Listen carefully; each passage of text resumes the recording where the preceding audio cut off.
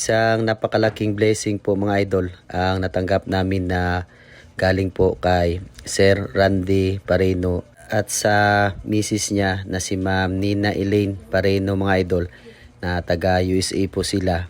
Napapasalamat po kami ng marami at sa Panginoon din po mga idol na nakabili po kami ng bigas at Jollibee din po para sa mga anak ko. Hello po mga idol, magandang gabi po sa atin lahat.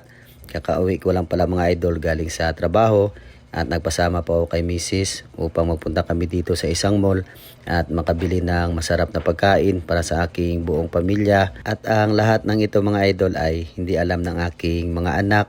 Si Mrs. lang po nakakaalam nito kasi nga po ay gusto namin mga idol na masaya sila sa sorpresa na aming dinala na galing po kay Sir Randy at kay Ma'am Nina.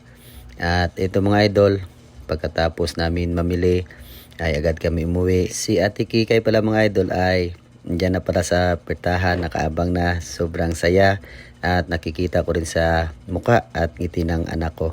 Ito, pinasok ko si Mikmik at ginising ko kasi nga po nasabi ni Ate Kikay kanina pa daw yan natutulog sa kakaantay mga idol sa amin. At ngayon nakita niya ay sobrang saya talaga ni Mikmik at nakakain rin siya ng masarap na ulam mga idol. Sa totoo lang mga idol, hindi namin inakala ang ganitong mga bagay na dumadating po sa aming buhay o sa aking pamilya. Lagi po kami napapasalamat sa Panginoon araw-araw po mga idol sa lahat ng mga blessing na natanggap ng aking buong pamilya at sa lahat ng mga taong may mabubuting puso mga idol na minamahal po kami. Maraming salamat po sa inyong lahat mga idol. Alam nyo po mga idol, kwento ko lang ito sa inyo at isishare ko ang kwento na ito. Yung nag-message sa akin si Sir Randy tumawag mga idol. Hindi ko maipaliwanag o ma-explain ang kasiyahan sa aking sarili at napaiyak ako mga idol sa sobrang saya sa ginawa na kabutihan ni na Sir at Ma'am sa akin at sa aking buong pamilya mga idol. At syempre ay papasalamatan ko din po yung mga baguang followers mga idol. Maraming salamat at sa lahat po ng mga nag-subscribe sa amin. Malaking tulong po yun sa amin mga idol.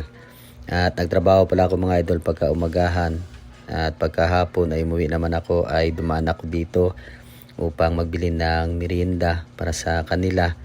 At buti na lang ay nakasalubong ko na si Mikmik mga idol. Tumatakbo talaga sa sobrang saya niya. Masaya kasi ako mga idol kapag makadala ko ng pasalubong sa anak ko.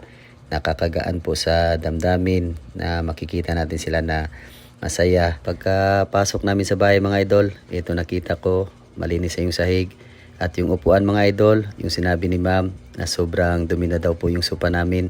Hayaan nyo po ma'am, balang araw makapag-ipon po ko sa aking tinatrabahuan, makabili rin ako ng upuan na kahoy. Ang sa amin lang kasi mga idol, pag magamit namin ay ginagamit pa talaga namin. Tapos bumili kami ng bigas ni Mrs. mga idol, ang Japonica, pakasarap at mura po na klase ng bigas dito sa amin. Dahil matagal din kami din nakakain ng balot mga idol ay kumain din kami dalawa ni Mrs. At shout out pala kay Pina in Belgium at shout out din kay Sir Wendell Complicado from Davao City idol. Maraming salamat po. At Kananay Vlog, shout out po from Cotabato idol. At sa lahat ng OFW, maraming salamat sa suporta. Trabador ng Pinas, kagaya ko, lagi po tayong mag-ingat. Hanggang dito lang yung video natin mga idol. Maraming salamat sa panonood. Ingat po at God bless.